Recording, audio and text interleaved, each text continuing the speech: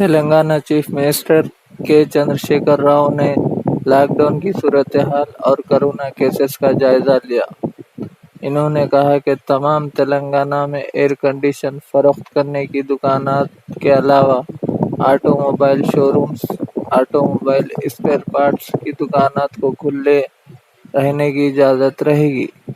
انہوں نے مزید کہا کہ 17 تاریخ کو مرکز کی جانب سے عائد کردہ لاک ڈاؤن کی میعاد ختم ہو رہی ہے، جس کے بعد مزید رہنمایانہ خطوط جاری کیے جائیں گے۔